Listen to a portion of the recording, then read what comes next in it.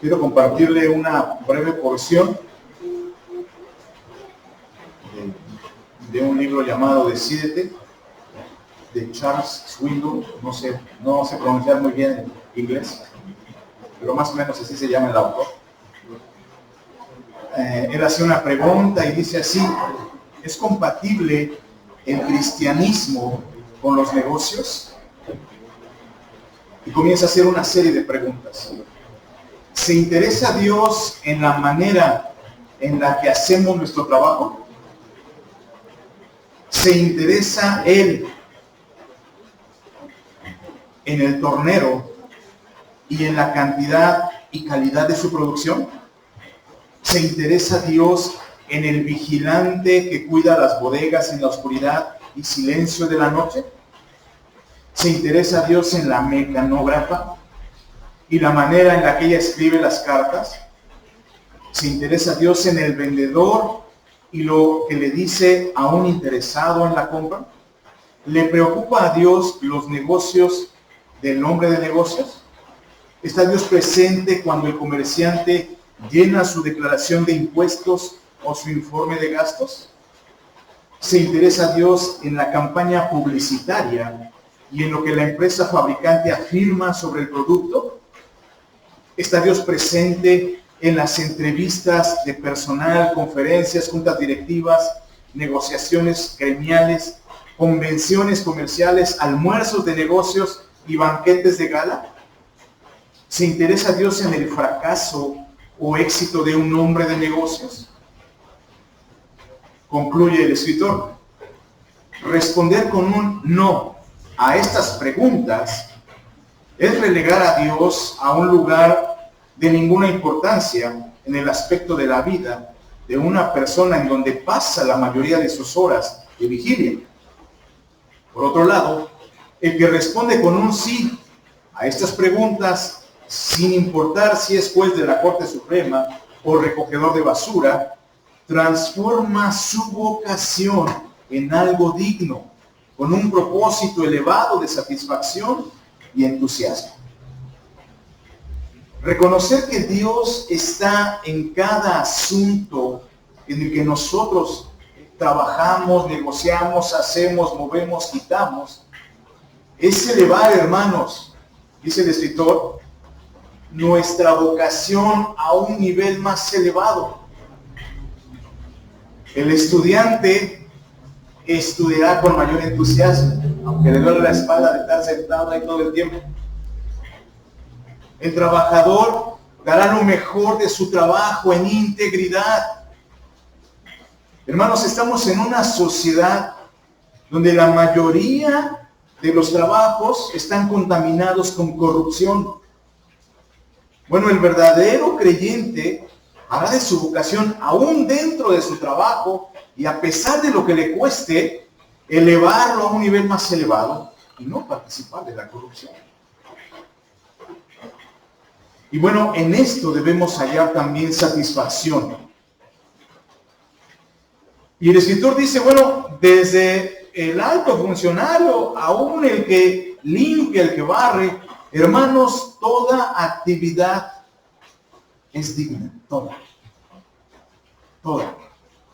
Y es lo que invita el autor de este libro, a que entendiendo este principio, podamos nosotros elevar la calidad de lo que hacemos.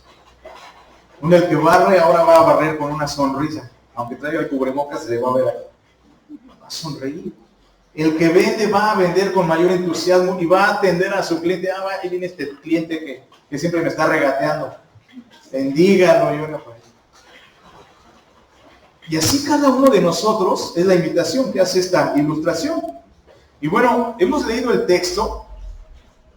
Precisamente el título de esta enseñanza es Ciudadanos Celestiales Obedientes. Recordemos que el Evangelio según San Mateo expresa claramente a Jesús como el Rey, tanto de Israel como el Rey de las Naciones. E invita, persuade a los oyentes, desde luego, a recibir el mensaje de la salvación, Pero él expresa la idea de que los creyentes somos ciudadanos del reino de los cielos. El Evangelio, según San Mateo, es quien mayormente enumera el reino de Dios como el reino de los cielos. Y bueno, en esta porción que hemos leído, precisamente Jesús toca este tema tan importante, la responsabilidad del cristiano, del creyente, en cuanto a sus autoridades. En cuanto específicamente a los impuestos, hemos leído que algunos personajes se acercaron para hacerle una pregunta. Él responde. Desde luego, él responde con la sabiduría que lo caracteriza. Y esa respuesta quedan maravillados los oyentes. Bueno, en esta mañana vamos a aprender precisamente de esto. ¿Qué es lo que Jesús piensa acerca de nuestra participación en las actividades como ciudadano, nuestras responsabilidades como miembros de una sociedad que tiene un gobierno?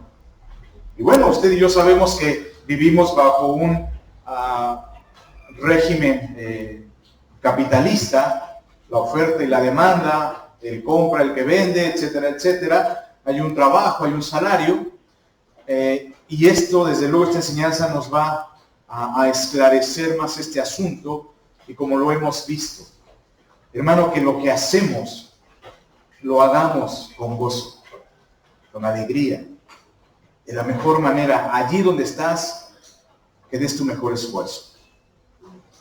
Abordemos esta porción. El primer punto es palabras engañosas. Versículo 15. Entonces se fueron los fariseos y consultaron cómo sorprenderle a Jesús en alguna palabra.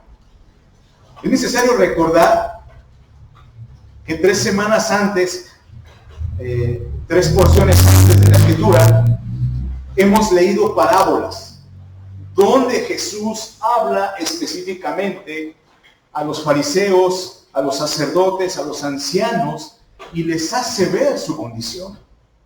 Bueno, él también les advierte que si ellos no se arrepienten, el lugar que les corresponde es las tinieblas de afuera, donde será el lloro y el crujir de dientes, el infierno. Ellos entendieron perfectamente el mensaje, y esta fue la reacción que tuvieron.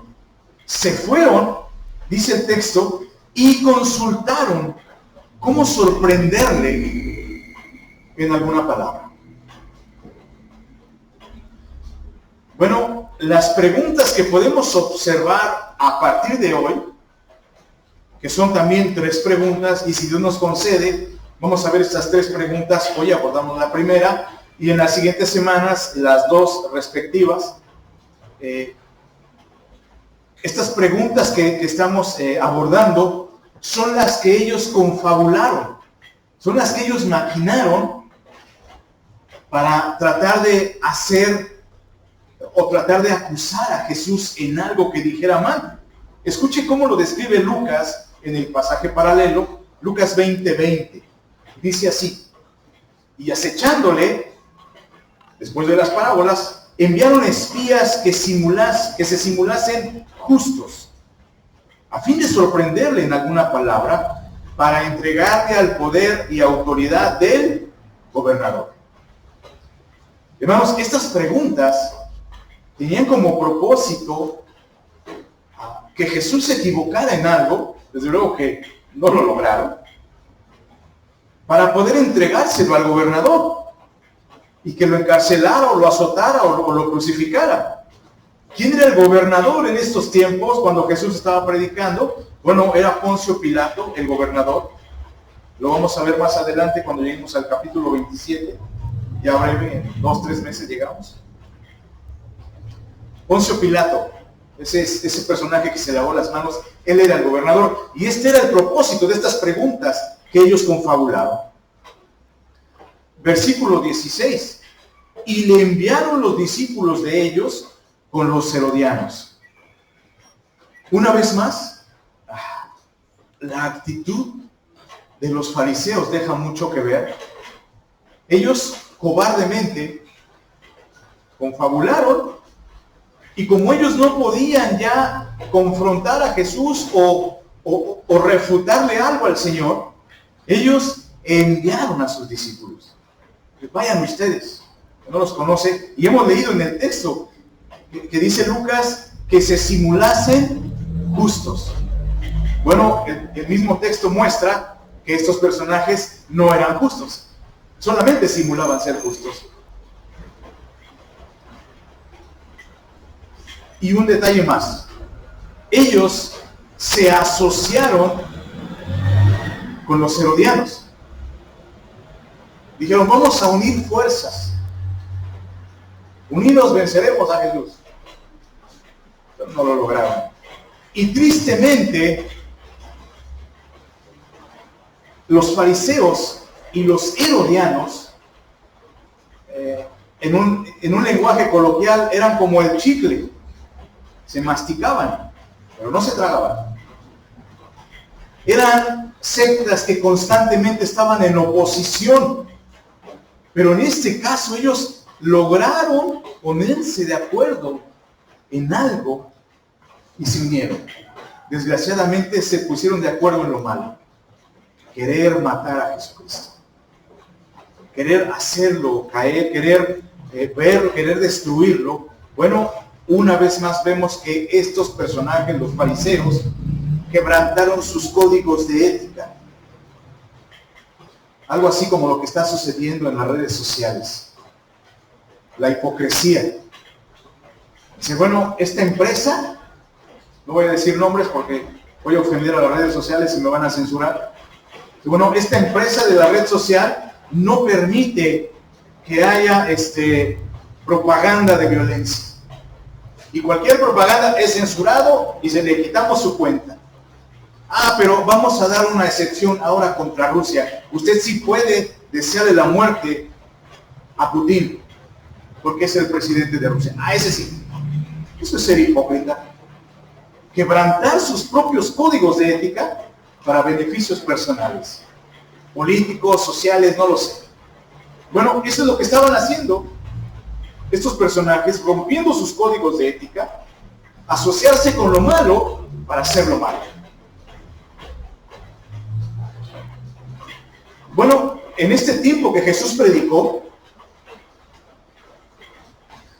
se destacaron 4 sectas, de las cuales vamos a dar algún detalle un poco más adelante. Estaban los fariseos, los saduceos, los herodianos y los celotes. En esta ocasión se menciona solamente a los fariseos y a los herodianos. Una vez que se acercaron estos personajes, estas fueron sus palabras.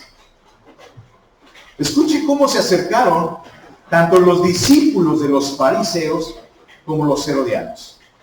Maestro, sabemos que eres amante de la verdad. Esto se traduce como todo lo que dices es verdad. Y que enseñas con verdad el camino de Dios. Y que no te cuidas de nadie. Bueno, lo que están diciendo es que Jesús no se dejaba influir por nadie. Y que Él no buscaba el favor de nadie, y eso es cierto. También estaban afirmando que Jesús es imparcial. Él no mira, dice, porque no miras la apariencia de los hombres. Ahora, observemos que lo que están diciendo estos personajes es verdad, es cierto. Pero desgraciadamente ellos solamente lo estaban expresando para halagarlo. Ellos no lo creían. Ellos en su corazón lo odiaban. Ellos en su corazón querían destruir a Jesús. No solamente lo quisieron halagar. Y bueno, brevemente, antes de pasar al punto número 2, es necesario que nosotros aprendamos de este ejemplo, escúcheme bien, y cuidemos de no cometer el error de ser como estos personajes. Hablar a Dios con oraciones rimbombantes, oraciones ostentosas, pero al final no obedecemos sus mandamientos. Yo puedo elaborar la mejor oración y sorprenderlos a todos, pero saliendo de este lugar puedo seguir siendo el mismo desobediente. El mismo de todos los días. Es lo que estaban haciendo ellos, y este pasaje nos enseña eso. Así que cuidemos de no hacerlo. Cuidemos de orar sinceramente al Señor. Pero también, así como ora, hermano, con ese clamor, con esa necesidad que todos oramos, de esa misma manera, corra su Biblia y léala. Porque si no, estaría haciendo lo mismo que estos personajes. Sí tengo tiempo para orar, pero no tengo tiempo para leer. La misma actitud. Solamente te quiero pedir, pero no te quiero escuchar. No quiero que me respondas. Bueno, cuidemos de no ser así. Los verdaderos cristianos oramos, leemos, ayunamos y predicamos el Evangelio. Y nos esforzamos en vivir todo el consejo de Dios. No se vale solamente elegir las partes que me gustan, solamente las promesas de Dios. Es todo el consejo de Dios. Punto número 2, la confrontación. Versículo 17. Dinos pues, ¿qué te parece? ¿Es lícito dar tributo a César o no?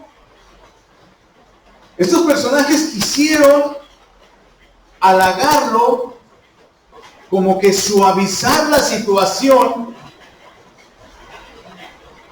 y luego le soltaron una trampa. Después le hablaron realmente a lo que iban. Yo sé que aquí no sucede, pero en ocasiones los hijos, ahora sí te voy a ayudar, ahora sí voy a hacer.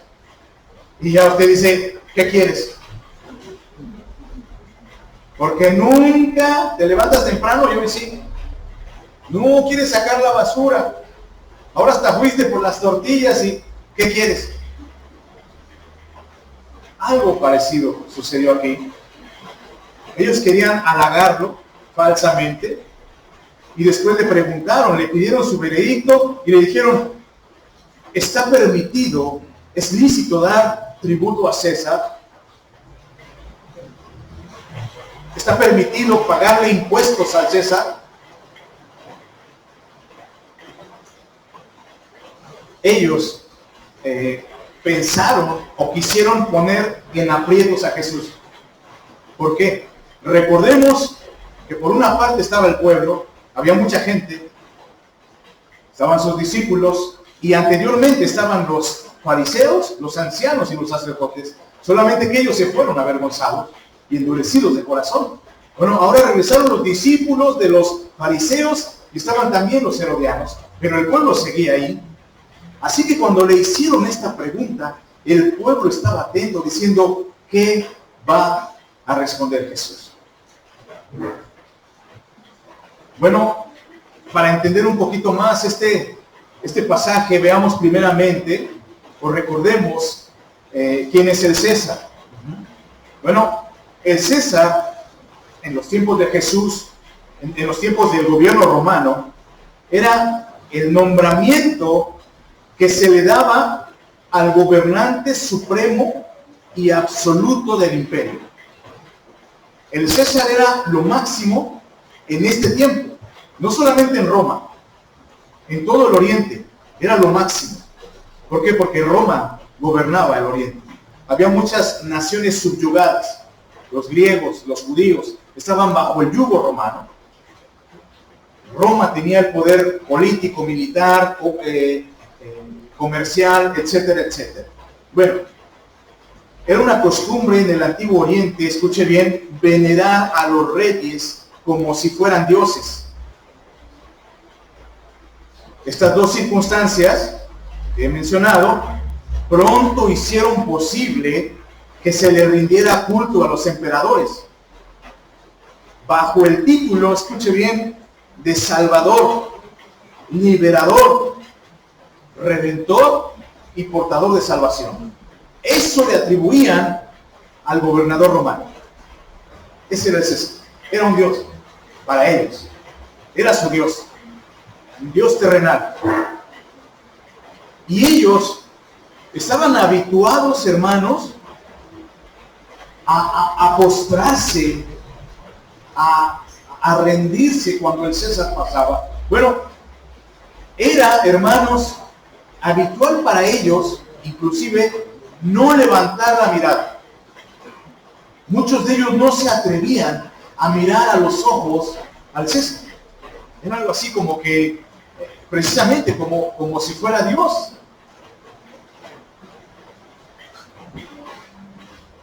Y bueno, lo peor del asunto es que algunos emperadores se creían enviados del cielo para cumplir la voluntad de sus dioses. Recordemos que en la mitología romana, el dios principal era Júpiter, algo así como lo que era Zeus para los griegos. Ellos estaban habituados a rendir culto a sus dioses. Ahora, ¿de qué tributo, de qué impuesto está hablando estos personajes y que cita la Biblia? Permítame compartir brevemente una porción del comentario de este evangelio del pastor MacArthur. Dice así: anualmente se imponía un impuesto a la tierra de 1/10 del grano y 1/5 del vino y el aceite que se producía, así como un impuesto del 1% sobre los salarios. Había impuestos en la aduana sobre mercancías que recaudaban todos los puertos y los grandes cruces de caminos. Los romanos ofrecían muchos servicios a los pueblos conquistados. No el menos beneficioso era la pax romana o la paz romana. Debido a las estratégicas ubicaciones militares y comerciales, muchas naciones del Oriente habían tenido poco respiro de la guerra durante siglos. Peleaban contra un invasor y eran gobernados. Llegaba un conquistador y venía otro. Estaban de un lado a otro. Ahora, históricamente, lo que pasaba bajo la protección de Roma es que estaban libres de la guerra y podían viajar con seguridad por cualquier parte del Imperio Romano. También los romanos proporcionaban caminos, acueductos, etcétera, etcétera. No estoy alabando a los romanos, pero lo que la historia nos muestra es que ciertamente había un beneficio del pago de estos impuestos. Todas las naciones gobernadas por Roma podían comerciar libremente por todo el Imperio Romano y no estaban expuestos a los ladrones. Además, había buenos caminos, era transitable. Bueno, lo que hoy precisamente pasa en nuestro gobierno, nuestras autopistas, las prestaciones que da el gobierno, la seguridad que debe dar en seguridad pública, los caminos, etcétera, etcétera. Bueno, lo que hacían los romanos con los impuestos. El impuesto aquí mencionado era un impuesto anual de 1 denario por persona.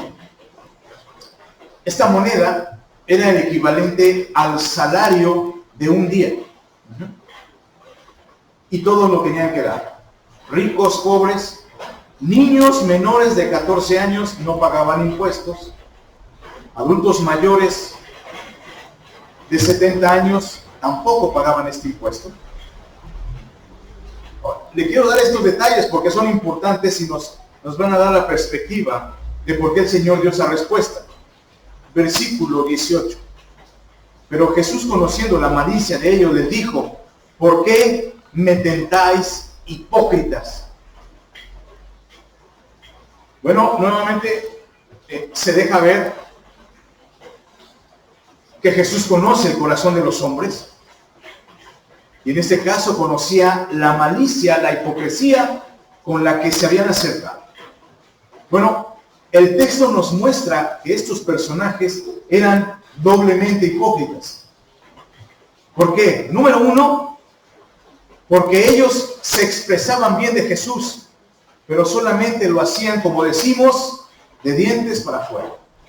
Ellos solamente expresaban algo que les convenía, eran lisonjas. Y número dos, eran hipócritas porque su pregunta no buscaba una respuesta. A ellos no les interesaba saber la verdad. Ellos querían hacer tropezar a Jesucristo. Por eso doblemente eran hipócritas. Bueno, la actitud con la que se acercaron no les funcionó, porque el Señor los descubrió delante de la multitud y los delató y les dijo hipócritas. Pero una vez más observamos que Jesús no solamente les dejó ver su condición, sino que responde a la pregunta para enseñanza del pueblo. Jesús expresa que eran hipócritas, desde luego con el propósito de que ellos cayeran en cuenta y se arrepintieran. Es necesario enfatizar esto siempre que la Escritura muestra la condición del hombre, y específicamente del Señor Jesucristo. No es en el sentido de pisotear, no es en el sentido de ensalzarse. Lo que Él está buscando es el arrepentimiento. Cuando Él deja ver la condición de los fariseos, de sus enemigos, Él lo que está buscando es que ellos también puedan ver su condición. Si estás en pecado, arrepiéntete. Ese es el propósito del Señor Jesucristo. Pero bueno, responde la pregunta, hermanos, la pregunta era legítima en su enseñanza. Era correcta en su enseñanza. La manera en la que la hicieron no era correcta porque querían hacer que se equivocara, pero en sí la pregunta es legítima para su enseñanza. Lo podemos observar porque Él responde a la pregunta. Y es en esta porción donde el Señor también le está enseñando a sus discípulos, al pueblo y aún a sus enemigos lo que es comportarse como un verdadero ciudadano del reino de los cielos. Versículo 19, palabras del Señor Jesús: mostradme la moneda del tributo. Y ellos le presentaron un denario. Y una vez más, permítame citar una porción breve del pastor Samuel Pérez Millos, de este comentario. Dice así: la moneda que recibió era una moneda romana. Los judíos y la mayoría de los territorios ocupados no tenían autorización para acuñar su propia moneda, sino algunas pequeñas monedas de cobre solamente para el comercio local. El impuesto se pagaba en esa moneda romana, en el denario, por cuanto no había equivalente en otras monedas. Los emperadores romanos habían acuñado en algún tiempo monedas destinadas para circular en Judea, entre los judíos. Y estas monedas que habían acuñado anteriormente los emperadores romanos no tenían imágenes, era una moneda nada más. Pero con el tiempo comenzaron a circular otras monedas en el imperio y muchas de ellas llegaban a Judea traídas por judíos que vivían en otros lugares del imperio. Y estas monedas eran más comunes en los días festivos como la Pascua, a la que acudían los judíos de distintos puntos fuera de Judea. Y bueno, es necesario recordar la enseñanza de la purificación del templo. Recuerde que Él volteó la mesa de los cambistas. ¿Quiénes eran los cambistas? Bueno, los judíos de otros que vivían lejos de Jerusalén traían otras monedas y ellos lo que hacían era cambiárselas, hacían trueque, y es lo que nos muestra el texto. Judíos de otros que no estaban en Jerusalén, que estaban más lejos, traían monedas de fuera. Ellos tenían que cambiar. Bueno, lo que nos muestra la historia es que este impuesto solamente se podía pagar con un denario, con esa moneda específicamente romana. Y bueno, el gobierno exigía este pago.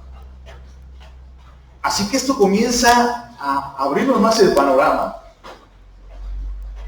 Y yo quiero que piensen los judíos de este tiempo. Ellos tenían que conseguir un denario para pagar su impuesto. Ellos no podían pagar con su moneda local o con monedas de cobre o llevar, como lo hacían anteriormente, su diezmo, sus ofrendas en granos o con productos. Los romanos eran estrictos en ese sentido y solamente recibían monedas, un denario.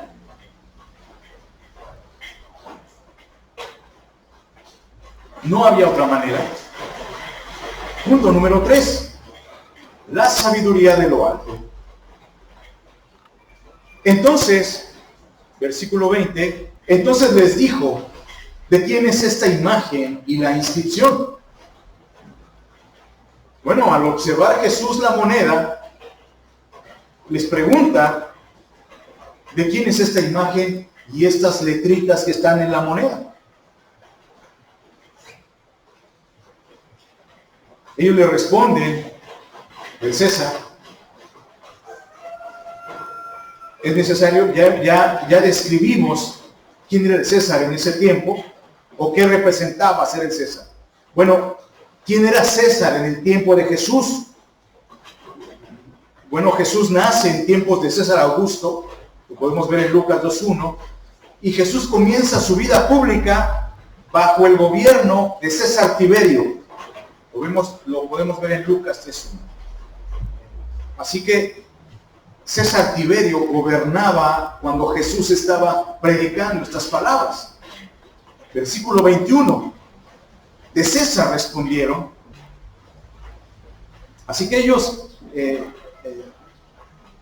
y les dijo, dad a César pues lo que es de César y a Dios lo que es de Dios. Bueno, consideremos que el Señor Jesús le estaba respondiendo a personas, escúchenme bien, esto es importante, que eran creyentes. Tanto los fariseos como los herodianos practicaban la religión judía. Ambos grupos creían en la ley de Moisés. Ellos creían en el Pentateuco. Así que ellos practicaban, ellos creían en Dios. Bueno, Él está predicando, le está dando enseñanza a un grupo de personas que eran creyentes. Ahora, veamos que los herodianos funcionaban más como un grupo político. Los herodianos eran partidarios, servidores funcionarios, de cualquier miembro de la dinastía herodiana. Ellos alegaban que el Mesías venía de la dinastía de Herodes. Sí creían en la religión judía, pero ellos tenían metido en la cabeza que el Mesías iba a ser uno de los Herodes. Bueno, la Biblia describe a 7 Herodes. Herodes el Grande, Herodes Felipe I, Arquelao, Herodes Antipas, Herodes Felipe II, Herodes Agripa I y Herodes Agripa II. En los tiempos que predicó Jesús, quien estaba gobernando era Herodes Antipas. Por otra parte estaban los fariseos. Ellos se proponían alcanzar, hermanos, la perfección a través de la obediencia a la ley mosaica, pero por medio de sus obras.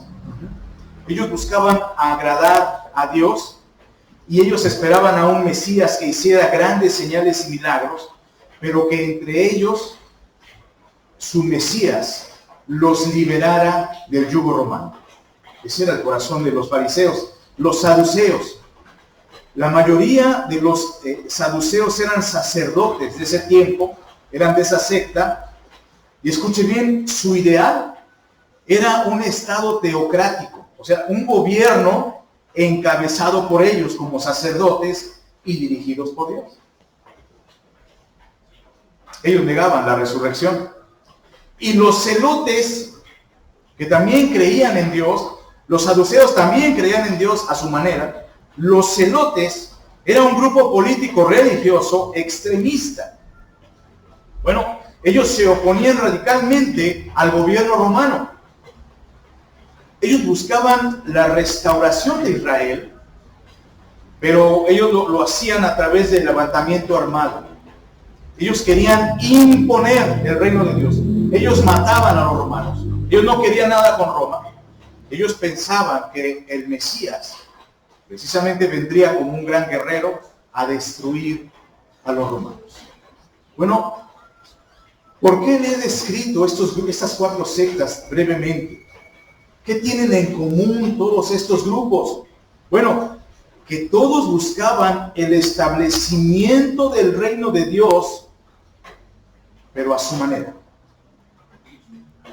Le repito esto.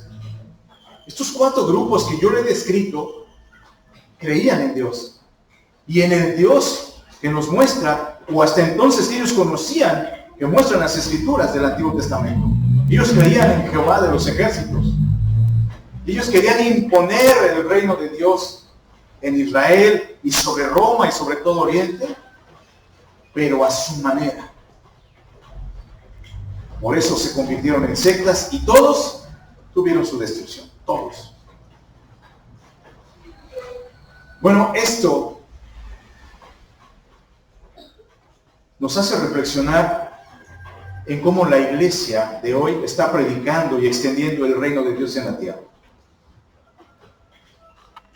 Todas las sectas que he mencionado, y aún todas las sectas que hoy conocemos, tienen la misma característica. Distorsionan la palabra de Dios para su beneficio personal, poniendo en primer lugar la tradición de la iglesia, la experiencia, el razonamiento humano y las emociones. Ahora escuche bien, la historia de la iglesia y el mismo testimonio de la Biblia ha demostrado que estos errores conducen a la herejía y desde luego después al fracaso en el cumplimiento de la voluntad de Dios. Por otra parte, cuando la tradición de la iglesia, la experiencia, las emociones y el razonamiento humano se sujetan a la verdad de las Escrituras, ahí cambia el asunto. Primero es la palabra de Dios, después lo demás. Cuando se invierte el orden, hay herejía y hay sectarismo. Bueno, esto ya tiene su origen muy claro. Ahora, frente a la multitud, había 2 posibles respuestas, familia. Y al menos eso fue lo que pensaron los herodianos y los discípulos de los fariseos. ¿Cuáles eran las 2 posibles respuestas? Si Jesús decía que no se debía pagar impuesto, en ese momento los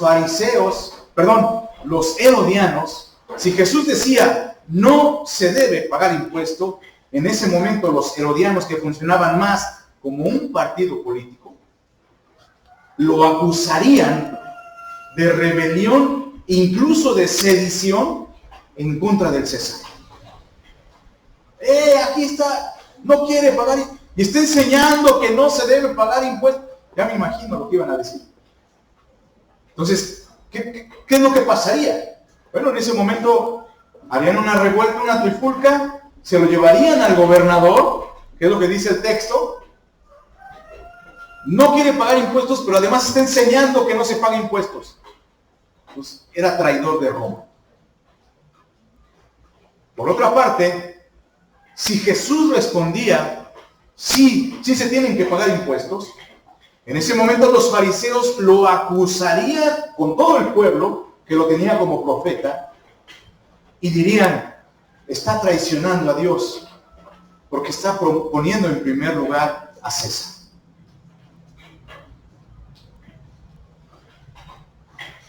Un detalle más. El denario estaba acuñado en el gobierno de Tiberio, ya lo observamos. Tenía en el anverso la cara del emperador y en el reverso el mismo emperador sentado en un trono con una diadema, con una vestidura como vestidura de sacerdote, y la inscripción decía así: Tiberio César Augusto, hijo del divino Augusto. Y al reverso de la moneda se leía Pontífice Máximo, que quiere decir sumo sacerdote. Y esto nos enseña lo siguiente: ¿cuál era el problema que tenían los judíos con pagar el impuesto? Bueno, hemos aprendido dos cosas hasta aquí: que el César se creía Dios y que los judíos se oponían abiertamente a esto, porque para ellos solamente hay un Dios. Deuteronomio 6:4. Oye Israel, Jehová nuestro Dios, Jehová uno es. Los judíos chocaban primeramente con esa idea, es decir, yo no le voy a pagar impuesto a una persona que se cree Dios. Segundo problema al que se enfrentaban era que la moneda tenía una imagen. Y ahora, yo sé que usted ya está yendo al texto de Éxodo 24, no te harás imagen alguna. Hermanos, este era el problema que tenían los judíos en este momento, y fue lo que los fariseos y los herodianos quisieron usar para engañar a Jesús.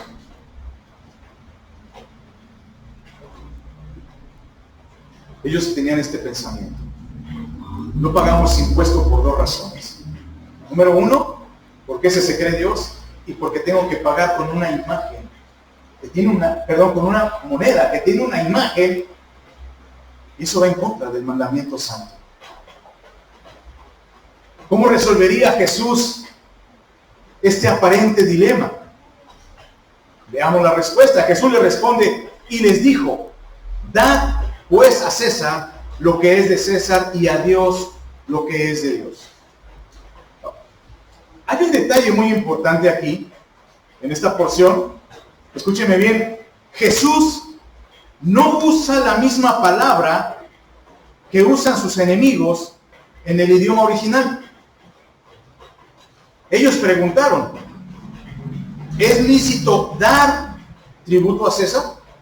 Bueno, esta palabra dar se traduce precisamente como dar de sí mismo, dar de lo suyo y dar voluntariamente. Esa es la palabra dar. Jesús responde: dad pues a César lo que es de César. Y esta palabra dar pareciera que es la misma, pero no es la misma. Esta palabra dar se traduce como devolver, entregar, pagar una deuda.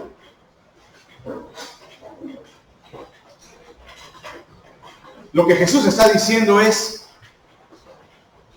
páguenle a César, devuélvanle al César lo que es de él. Y eso cambia totalmente la idea. Esa monedita, devuélvanla, no es de ustedes, es del César. Porque ahí tiene su carita, bien bonita. Cuando tenga oportunidad, vaya ahí al buscador y vea las imágenes del César. Más que yo todavía sí.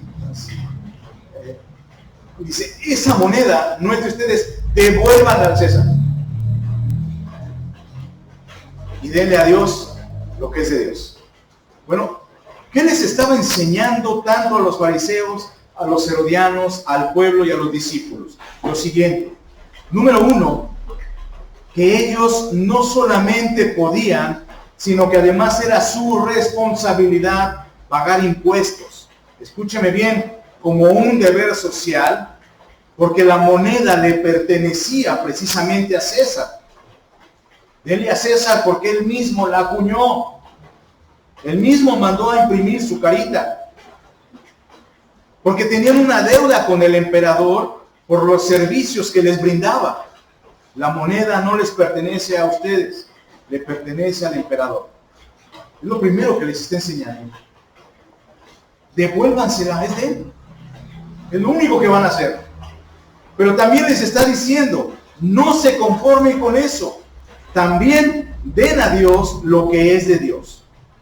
Ahora, ¿por qué es importante recordar que estos personajes eran creyentes? Porque al decir la palabra Dios, la palabra Deus, ellos lo están relacionando inmediatamente con el Dios de la ley mosaica, Jehová de los ejércitos. Hermanos, cuando nosotros escuchamos la palabra Jesucristo, lo primero que viene a nuestra mente es el Jesús de las Escrituras, no otro.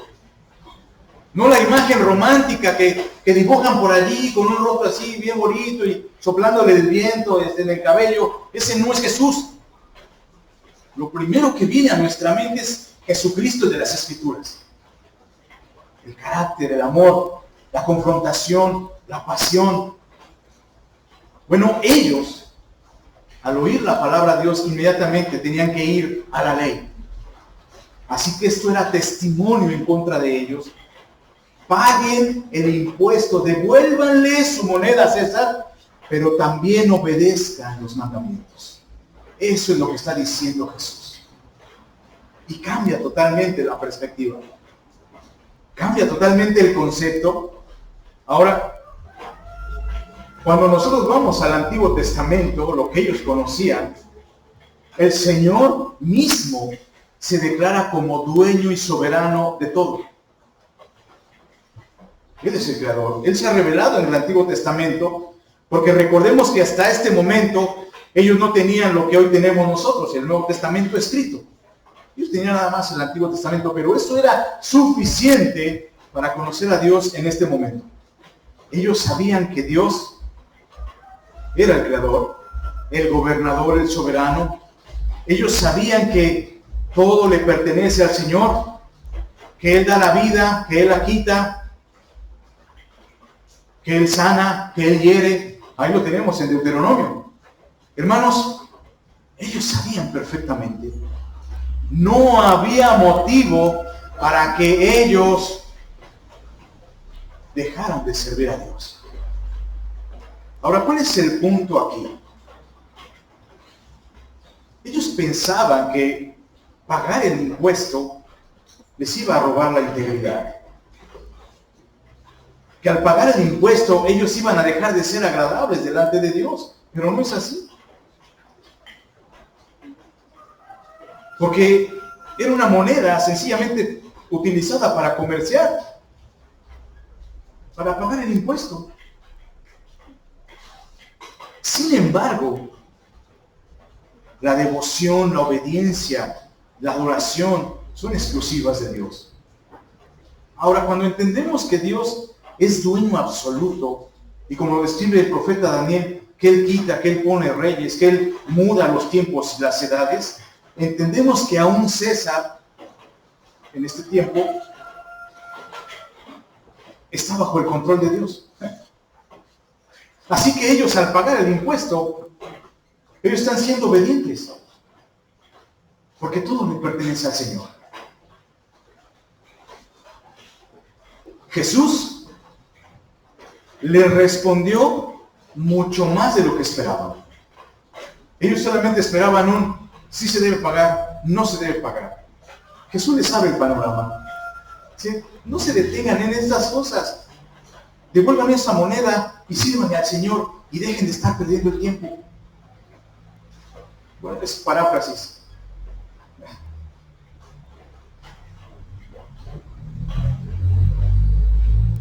¿Qué aprendemos de esto nosotros, como verdaderos creyentes? El principio es muy claro. Bueno, lo primero que habla es el impuesto. Hay sectas que se oponen al gobierno.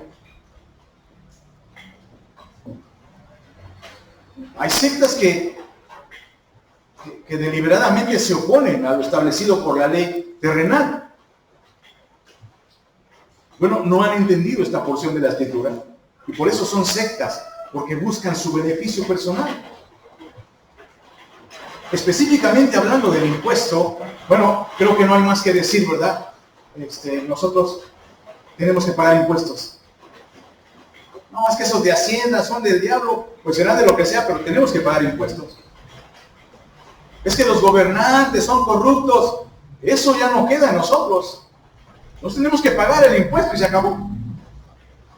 Tenemos que pagar servicios también.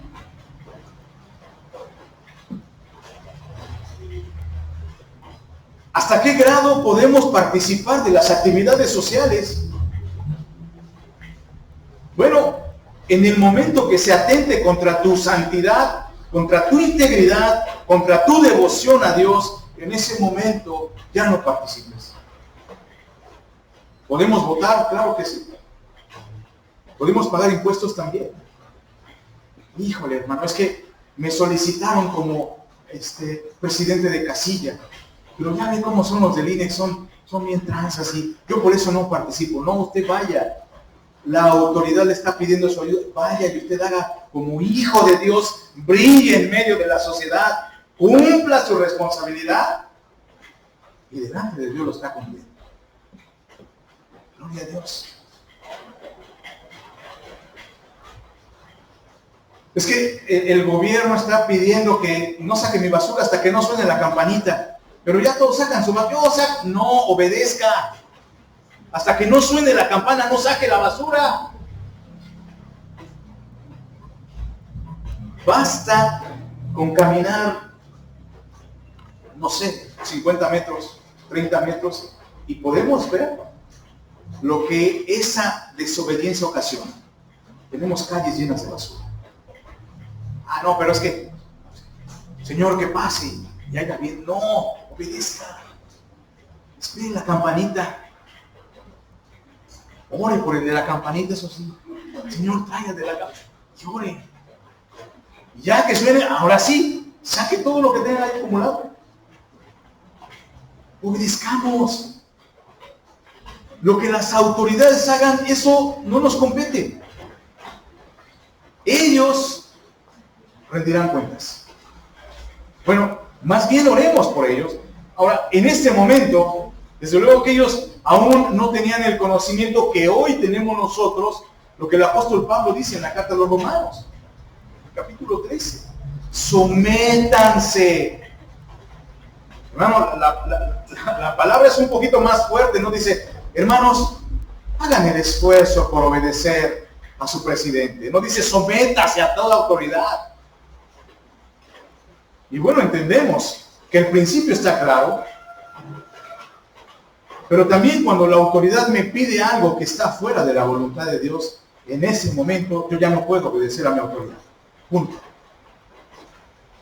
Ay, pastor, es que hay que formarse. Ni modo, hay que formarnos. Es que voy a hacer este trámite y tengo que ir hasta ahí. Pues vaya. En ocasiones teníamos la posibilidad como familia de hacer un trámite, no sé, del automóvil en la Ciudad de México. Pues llegas al lugar donde está todo eso, ¿no? Y ves mucha gente afuera. Y se te acerca, ¿qué vas a hacer? Y yo digo, pues un trámite, ¿no? Pero entras a la oficina y te dan vueltas y vueltas y vueltas y vueltas. Desgraciadamente nuestras autoridades fomentan la corrupción, pero ese no es nuestro problema. Si la autoridad dice, ven otra vez, pues ve otra vez. Dimos como 50 vueltas, las damos. Nada más fírmame aquí y ponle que vine. Mira, ya vine 50 veces. Ya si me detienen yo por lo menos aquí digo, mira, estoy haciendo mi trámite bien. Bueno, el resto, familia, no nos compete. Cumplamos. Alumnos de las escuelas primarias, secundarias, preescolar, no copie. Obedezca a sus autoridades. Bendiga a sus maestros. No entre en el juego de ponerle apodo a su maestro. Eso es maldad. Bendiga a sus maestros. Ore por ellos, por su salvación. El maestro es una autoridad para usted. Ore por ellos. Bendígalos. Y así podemos hablar de todas las autoridades que tenemos hoy, hermanos. En el gobierno, en las instituciones, aquí mismo, en la congregación. Hermanos, obedezcamos. Dios nos ha concedido poder tener autoridades para nuestro cuidado, para nuestra formación. Y aunque no lo veamos así, escúcheme bien, el tener una autoridad le forma a usted un carácter santo. Jesucristo mismo nos da ejemplo máximo. Yo no vine a compartir mi doctrina, sino la doctrina del que me envió. ¡Wow! La sujeción del Hijo de Dios. Bueno, seamos obedientes, obedezcamos. El papel moneda que usted porta, devuélvalo, inviértalo, sea sabio, no lo retenga. No cierre el puño, no haga tesoros en la tierra, haga tesoros en los cielos. Y no está por demás mencionar que usted no le puede servir a Dios y al dinero. O le sirve a Dios y el dinero lo invierte y pide sabiduría para administrarlo, o está apretando el billete aquí con la mano y a Dios le da miserias y sobras. Hablando de servicio, no estoy hablando de cantidades, estoy hablando de sabiduría en administrar. Aún el tiempo, hermanos. O entregamos nuestra vida a tener todos los lujos, todo el dinero que queremos, o nos vamos desprendiendo, hermanos, porque eso se va a acabar. Y le tengo buenas noticias. Vamos a estar en un lugar donde no va a haber papel moneda. No va a haber billetes y monedas. Un lugar donde la presencia de Dios no será suficiente. Un lugar donde la comida tampoco es necesaria. Porque el reino de Dios no consiste ni en comida ni en bebida. Así que no haga caso a esos cuentos de que, ay, en los cielos, ¿qué vamos a comer? ¿Qué manjar? Déjese de cosas. El reino de los cielos no consiste ni en comida ni en bebida, sino en gozo, en espíritu. Aleluya. Vamos a estar frente a frente con el Creador, que no va a estar preocupado por la comida. Si Él va a sustentarme directamente, servirle, adorarle, conocerle por toda una eternidad. Y tengo que mencionar esto. Jamás, yo espero que esto le inunde el corazón de gozo, hermanos. Dios se ha revelado a nuestras vidas como un Dios justo, como un Dios de amor, y muchos de nosotros hemos experimentado el perdón, el amor, la misericordia de Dios. Bueno, le tengo buenas noticias. Nunca dejaremos de conocer a Dios por toda la eternidad. Nunca llegaremos a esa plenitud de conocimiento, porque entonces seríamos Dios. Estaremos de sobresalto en sobresalto conociéndole, Él llenando nuestro corazón, Él revelándose continuamente por toda la eternidad. Lo que va a comer, coma hoy. Allá no va a haber nada. Es que hoy mismo vaya y disfrute. Y bueno, en la introducción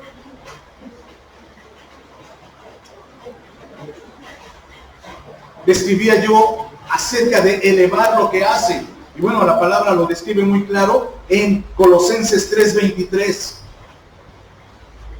Y todo lo que hagáis, hacedlo de corazón como para el Señor y no para los hombres, sabiendo que del Señor recibiréis la recompensa de la herencia, porque a Cristo el Señor servís. Ahora, hermanos, esto es importante. Si usted paga impuestos y lo hace como para el Señor, usted va a recibir la recompensa no del gobierno, sino del Señor. Si tú te esfuerzas en hacer tu tarea y los demás no hicieron tarea y les pusieron la misma calificación, no te preocupes. Tú te esforzaste y lo estás haciendo como para el Señor, porque de Él vas a recibir la recompensa. Aún entre hermanos, si tú obedeces a tus padres, hazlo como para el Señor. Ay, es que a mi hermano no hace nada y a mí siempre me mandan a hacer todo. Porque de Él vas a recibir la recompensa. No te preocupes, no llenes tu corazón de amargura. Todo para el Señor, todo. Porque de Él recibiremos recompensa. Si nos damos cuenta qué tan importante es darle el peso y el valor a todo lo que hacemos, aún el pago de impuestos, aún nuestras responsabilidades sociales, cúmplalas.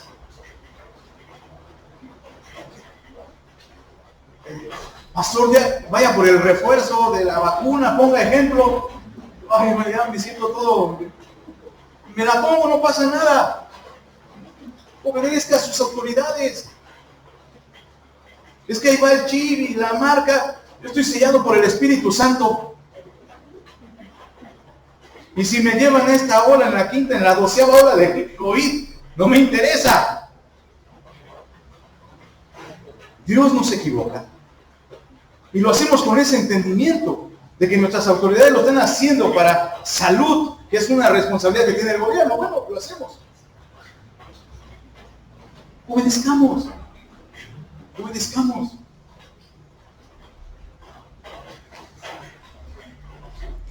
No limitemos, hermanos, la bendición de Dios a las cosas materiales.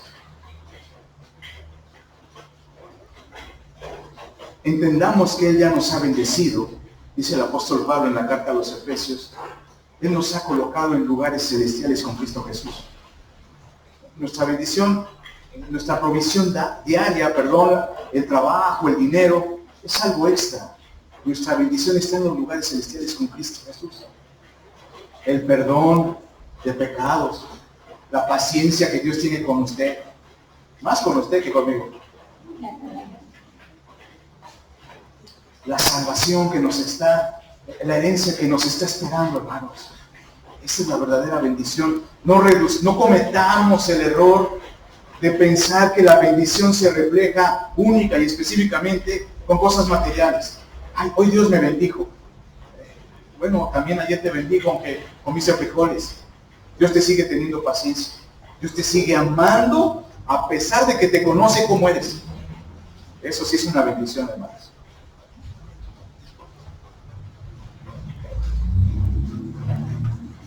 Y para estos fines, los verdaderos discípulos de Cristo, escúcheme bien, gradualmente nos vamos separando del mundo.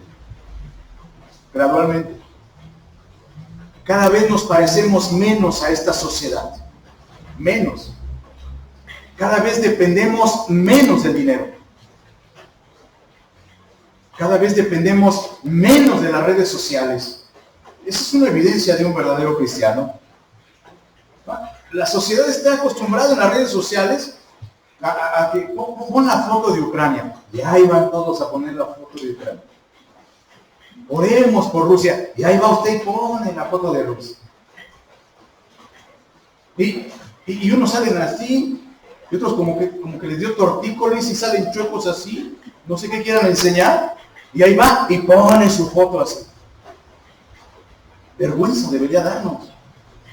El cristiano gradualmente se está pareciendo más a Cristo, no más al mundo. Eso es algo incongruente, hermanos. Decida, o Cristo o el mundo. Pero no pierda el tiempo. No blasfeme el nombre de Dios pareciéndose al mundo en todos sus aspectos, en la manera de hablar, en la manera de conducirse en sus negocios, aún en la manera los que tienen autos de conducir. Aquí algunos hermanos me han dado clases de paciencia, de verdad, se los digo En verdad no estoy quedando bien con nadie. Me han invitado, sube y se pasa. Que Dios te bendiga. Bueno, ya lo hubiera mandado primero al infierno y luego al cielo. Hermanos, tenemos que gradualmente despegarnos. Este es el propósito, por eso estamos aquí. Menos del mundo y más de Cristo. En los bienes materiales, en todo, hermanos, en todo. Entendamos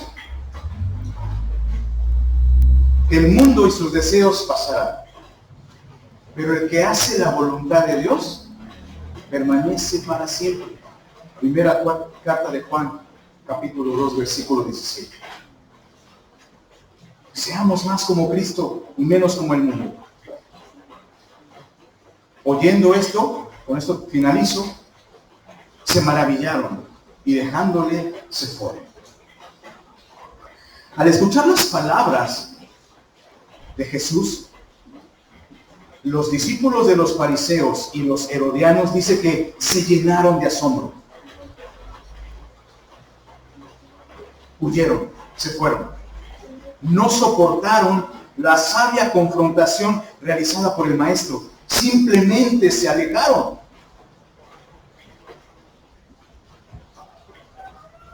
Y algo importante aquí, hermanos, es que ese asombro que ellos tuvieron tuvo que despertarlos de su letargo. Es decir, cuánta sabiduría hay en Jesucristo. Pero nuevamente vemos la incongruencia. Se maravillan y se van. Espérate, que jamás me imaginé esto. Quiero saber más. ¿Qué más tengo que hacer? Enséñame. Esa es la actitud correcta. Pero no. Se asombraron y se fueron. Bueno, hoy muchos son tan duros que ya ni se asombran de la verdad bíblica. Sí, ya lo sé. No, sí, ya. Claro que sí. Y como si lo supieran todo. Ya no se asombran con la escritura. Hermanos, no deje de asombrarse cuando lea usted su Biblia. Emociónese, porque es Dios hablándole a usted.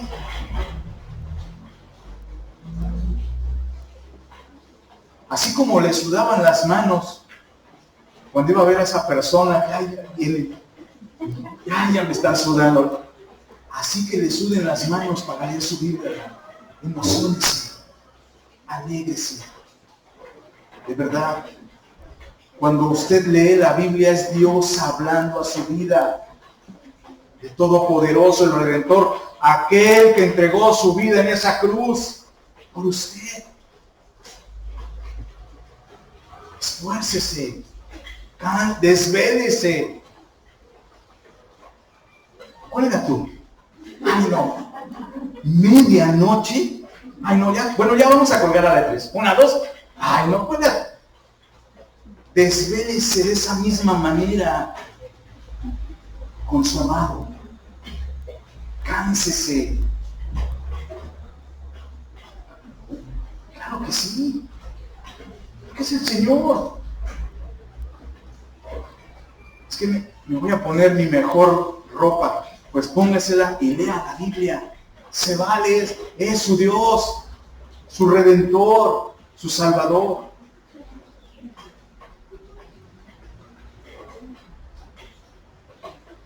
¿Cómo aplicamos este texto? Es necesario entender que el asombro y el respeto de los hombres no es garantía ni de cambio en el corazón, ni de estar a cuentas con Dios. Es algo muy diferente. El hombre sin Cristo, escúcheme bien, puede asombrarse de la sabiduría divina. Incluso respeta, incluso puede creer y decir, sí es cierto, lo que está diciendo en la Biblia es cierto. El hombre sin Cristo puede ser testigo incluso de algún milagro. Que Él lo presencie, que sea personal, o que Él esté presente cuando suceda un milagro. Bueno, desgraciadamente esto no es suficiente para la salvación de las almas. Lo que el hombre necesita no es asombrarse. Lo que el hombre necesita es arrepentirse de su miserable condición espiritual. Lo que el hombre necesita es reconocer que apartado de la fe, solamente le espera el infierno. Eso es lo que necesita saber. No, pues es que ahí la lleva, pastor. En su casa lee la Biblia y en su casa ora. Eso no tiene nada de extraordinario. El verdadero creyente rinde su vida a Cristo y comienza a obedecerlo. Toda la extensión de la palabra. Si vivís por el Espíritu, dice el apóstol Pablo, si vives, anden por el Espíritu también. Si el Espíritu dice a la derecha, a la derecha. Si el Espíritu dice a la izquierda. Y el Espíritu constantemente está dirigiendo la vida del creyente. ¿A través de qué? ¿De corazonadas? ¿De pensamientos? No, su palabra. Es que yo creo que esto está bien. ¿Qué dice la Biblia? No, pues no está alineado. Bueno, pues no hay para dónde hacerse. Es que yo siento de Dios, caray. Bueno, vamos a la Biblia. Vamos a ver qué dice la Escritura. El verdadero creyente vive en el Espíritu, dirigido. Y el Espíritu, la misma palabra lo enseña, hermanos. El Espíritu, antes de pensar en experiencias extrasensoriales y otras cosas, el Espíritu dice, los va a conducir ¿a dónde? A la verdad. ¿Y cuál es la verdad del Espíritu? Su palabra inspirada. No hay más. Así que sometámonos al Espíritu, seamos obedientes, cumplamos nuestras responsabilidades civiles y podemos hacer más. Esto no nos roba ni integridad ni santidad. Conclusión. A Jesús no le asombran ni le convencen las bonitas palabras o argumentos elaborados. Él se deleita en la sencillez, humildad y obediencia de su palabra.